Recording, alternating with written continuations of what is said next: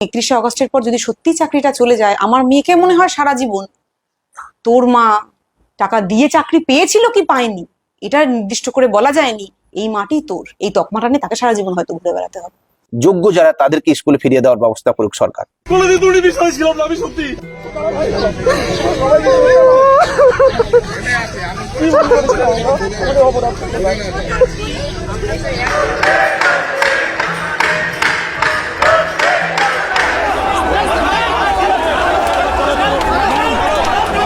মুখ্যমন্ত্রী এই বেহায়া পুলিশ এসে সবাইকে মেরে পা ভেঙে দিয়েছে, দেখতেই পাচ্ছেন।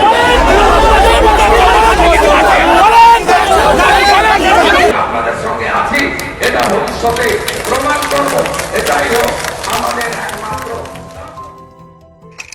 আমি শুভেন্দু অধিকারী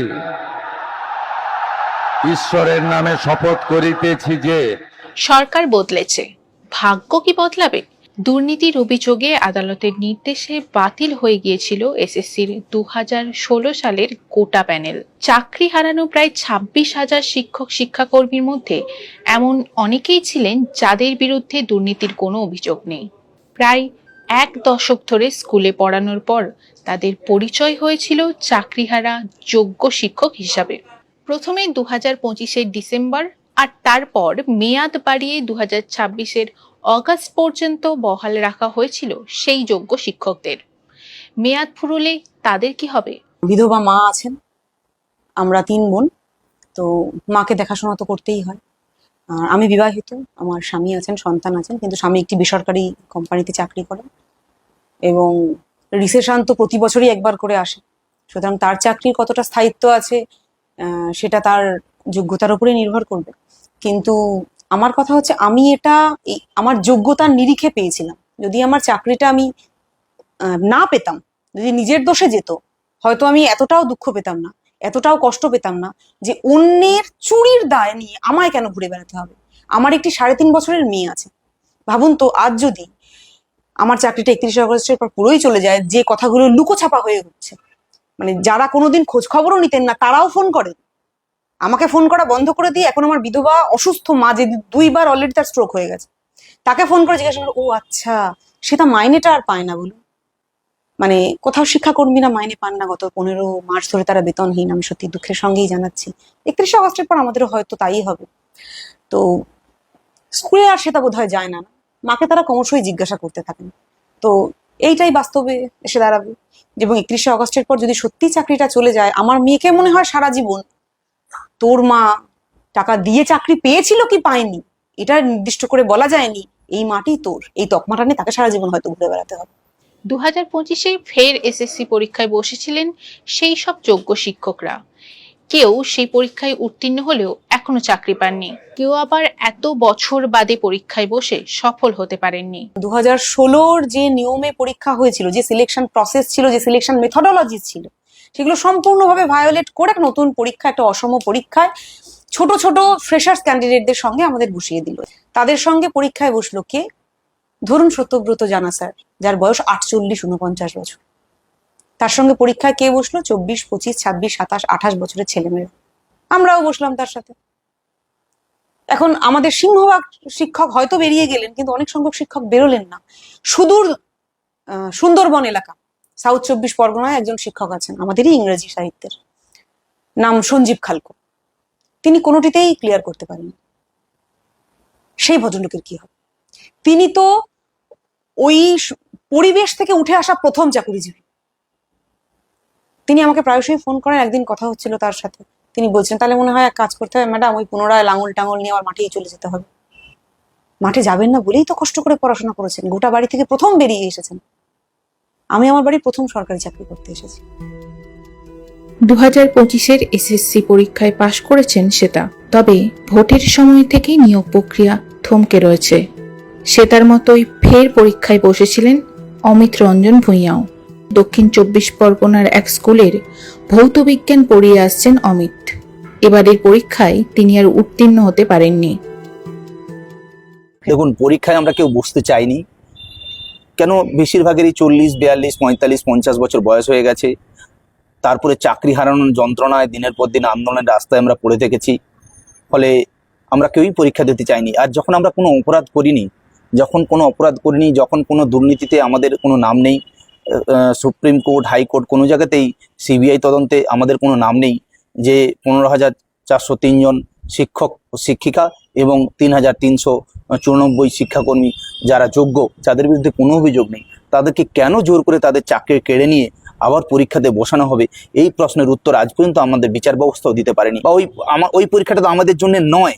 তো আমরা যে চাকরিটা 7 বছর ধরে করছি, যে পরীক্ষাটা আমরা 10 বছর আগে দিয়ে এসেছি, যেখানে কোনো অন্যায় করিনি, তো আমরা সেই চাকরিটাই ফিরে পেতে চাইছি এবং সেখানে ওই ওএমআর-এর ভিত্তিতে রিপ্যানেল করে, ঝাড়াই বাছাই করে যোগ্য যারা তাদেরকে স্কুলে ফিরিয়ে দেওয়ার ব্যবস্থা করুক সরকার, এবং সেটা আইনি পদ্ধতির মাধ্যমে, আইনের যে প্রসেস রয়েছে তার মাধ্যমেই করুক।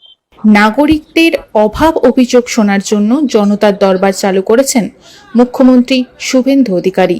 সেখানে গিয়েও দরবার করেছেন শ্বেতা সহ অন্যান্য যোগ্য শিক্ষকরা। মুখ্যমন্ত্রীর আশ্বাসও পেয়েছেন। আমাদের দেওয়ালে পিঠ থেকে নেই, আমরা দেওয়ালের বাইরে আছি। আমাদের আর হতাশ হওয়ার জায়গা নেই, আমাদের নিরাশার জায়গা নেই। আমাদের মাননীয় মুখ্যমন্ত্রীর কাছে, নতুন সরকারের কাছে একটাই আবেদন, আপনারা আসার সাথে সাথেই ওএমআর গুলো পাবলিশ হয়ে গেছে, যদিও গ্রাজুয়ালি শিক্ষাকর্মীদেরটাও পাবলিশ হবে। এবং আমি আশা করব আপনি যে কথা দিয়েছিলেন সেই কথা মতো আপনি যোগ্য অযোগ্য আলাদা করে সার্টিফাইড লিস্ট নিয়ে সুপ্রিম ন্যায়ালয়ে, সুপ্রিম কোর্টে যাবেন এবং আমাদের জন্য কিউরেটিভ পিটিশন ফাইল করবেন, করে আমাদের সসম্মানে পুনরায় সেই 2016-র চাকরিটিই আমার ফেরত চাই। এবার আপনি প্রশ্ন করবেন এক্ষুনি যে কেন, এখানেও তো ক্লিয়ার করেছেন, এটা কেন যাচ্ছেন না? ও আপনারা পাননি বলে আপনারা চাইছেন না বাকিরা পাক, যেটা আমাদের সবসময় শুনতে হচ্ছে। পেয়েছি, নাম বললাম তো, খুঁজে দেখবেন। কিন্তু 2016-র চাকরিটা শুধু আমার চাকরি নয়, ওটা আমি খেটে পেয়েছি, কেউ আমাকে দেয়নি, নাম্বার 1। নাম্বার 2, ওটা আমার সম্মান, আমার ঋতু সম্মান পুনরুদ্ধারের লড়াই, শুধু চাকরি ফেরানোর লড়াই নয়। আমার সম্মান, আমার সুদ সমেত ফেরত চাই। 2024-এর লোকসভা ভোটের প্রচারে পশ্চিমবঙ্গে সেই যোগ্য শিক্ষকদের নিয়ে সরব হয়েছিলেন খোদ প্রধানমন্ত্রী। তারপরেই তাদের আইনি সাহায্য দেওয়ার জন্য পোর্টাল ও হেল্পলাইন নাম্বার চালু করে তৎকালীন বিরোধী দল বিজেপি। ये जो शिक्षक भर्ती घोटाला हुआ है, लेकिन उसमें बहुत निर्दोष लोग भी हैं जो सचमुच में शिक्षक की नौकरी के हकदार हैं। जो सच्चे लोग हैं उनको न्याय के लिए हमारा पश्चिम बंगाल काम करेगा, ये मोदी की गारंटी है। পুরনো সরকারের বিরুদ্ধে একাধিকবার ক্ষোভ উগরে দিয়েছেন এই চাকরিহারা শিক্ষকরা। জমায়েত মিছিল করেছেন, সরব হয়েছিলেন শুভেন্দু অধিকারীও। এখন রাজ্যে বিজেপির সরকার, সেদিনের বিরোধী নেতা আজকের মুখ্যমন্ত্রী। তৎকালীন বিজেপি নেতারা তারা এই অবস্থানে গিয়ে যা যা কথা বলেছিলেন, তারা আজকে সেটা যদি রাখতে না পারেন, বাজেটে বা ইত্যাদিতে সেই সম্পর্কিত, বা এত প্রেস কনফারেন্স হচ্ছে সেই সম্পর্কিত কোনো কথা আমরা শুনতে পাইনি। আগস্ট মাসের মধ্যে কিছু না হলে এই সবার ভবিষ্যৎ যে একটা ভয়ঙ্কর বিপদের মধ্যে পড়বে, সেই বিপদ থেকে উদ্ধার করার জন্য কিন্তু বিজেপি নেতাদের এখন আর কোনো কথা আমরা শুনতে পাচ্ছি না। এইটা আপনি খেয়াল করবেন, ত্রিপুরা এই ঘটনা ঘটেছিল, তো বামফ্রন্ট জমানায় 10,323 জনের একটা গোটা প্যানেল, শিক্ষক প্যানেল, সুপ্রিম কোর্টের রায় বাতিল হয়ে যায়। বিজেপি তখন বলেছিল যে আমরা এসে এদের বিকল্প ব্যবস্থা করব। বিজেপি এসেছে, অনেকদিন হয়ে গেল, কোনো ব্যবস্থা কিন্তু হয়নি। শিক্ষক আন্দোলন একটা বড় রূপ নিয়েছিল বলেই কিন্তু আজকে সরকার পরিবর্তন হয়েছে। মাননীয় মুখ্যমন্ত্রী, আজকের দিনে আপনি নতুন মুখ্যমন্ত্রী হয়েছেন, প্রথম দায়িত্ব আপনার এটাই হয়, এটাই বর্তায়, জাস্টিস এরাকেই বলে যে আপনি তাদের জীবন জীবিকা ফেরানোর ব্যবস্থা করবেন, তাদের ন্যায্য চাকরিটা ফেরত দেবেন। বিজেপি সরকার কি ফের আদালতের দ্বারস্থ হবে? অগস্টের পর চাকরিহারা যোগ্য শিক্ষকদের স্কুলে ফেরত পাঠানোর ব্যবস্থা হবে, নাকি বিরোধী থাকাকালীন যে অবস্থান নিয়েছিল তার থেকে সরে আসবে? দলগতভাবে আমাদের অবস্থান পরিবর্তন কোনো কিছু ঘটেনি। সরকার এখান থেকে দেখবেন যে কিভাবে কি করা যায়। আমরা দল হিসেবে সমস্ত ন্যায্য চাকরি প্রার্থী বা যারা চাকরি করতেন, আমরা তাদের সঙ্গে থাকবো, ছিলাম এবং আছি। 2025-এ বিকাশ ভবনের সামনে চাকরিহারা যোগ্য শিক্ষক ও শিক্ষাকর্মীদের অবস্থানে লাঠি চার্জ করেছিল পূর্বতন সরকার। সরকার বদলের পর সেই বিকাশ ভবনে ফের একবার দাবি দাওয়া নিয়ে হাজির হয়েছিলেন চাকরিহারা শিক্ষক শিক্ষাকর্মীরা। দেখা করেন বর্তমান স্কুল শিক্ষামন্ত্রী দীপক বর্মনের সঙ্গে। মাননীয় মন্ত্রী মহাশয়কে আমরা 3টে চিঠি দিই। প্রথম চিঠি লিখি, যারা যোগ্য শিক্ষক শিক্ষাকর্মীরা মারা গেছেন তাদের পরিবারকে একটি যাতে গ্রুপ ডির চাকরি দেওয়া হয়, আর্থিক ক্ষতিপূরণ দেওয়া হয়। আমরা দ্বিতীয় চিঠি দিয়েছি যে আমাদের দীর্ঘদিনের দাবি মেনে যে 22 লক্ষ চাকরি প্রার্থী পরীক্ষার্থী শিক্ষক শিক্ষিকাদের ক্ষেত্রে ওএমআর, সেই ওএমআর আজ প্রকাশিত। পুরোপুরি সেগ্রিগেশন হয়ে গেছে, টেন্টেড আর আনটেন্টেড, টোটালি সেগ্রিগেট।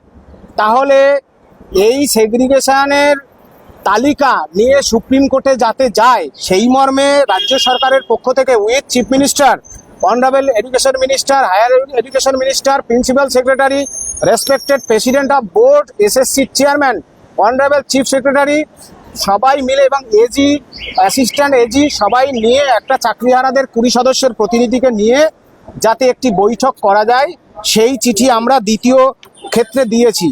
তৃতীয় চিঠি আমরা দিয়েছি যেটা অত্যন্ত মূল, যে 2016 সালের শিক্ষকদের ক্ষেত্রে 15,403 জন যারা এই মুহূর্তে এক্সটেনশন 31 আগস্ট 2026 পর্যন্ত আছে, তাদের এক্সটেনশন করানোর জন্য আমরা অনুরোধ জানিয়েছি। তিনি বলেছেন মাননীয় মুখ্যমন্ত্রীর সাথে তিনি কথা বলবেন। চাকরির মেয়াদ আর 2 মাস। কি হবে চাকরিহারা যোগ্য শিক্ষকদের? সরকারের তরফে এখনো কোনো বিবৃতি আসেনি। দুর্নীতির অভিযোগে বিদ্ধ তৃণমূল সরকারের পতন হয়েছে। নতুন সরকার কি চাকরিহারাদের পাশে থাকবে?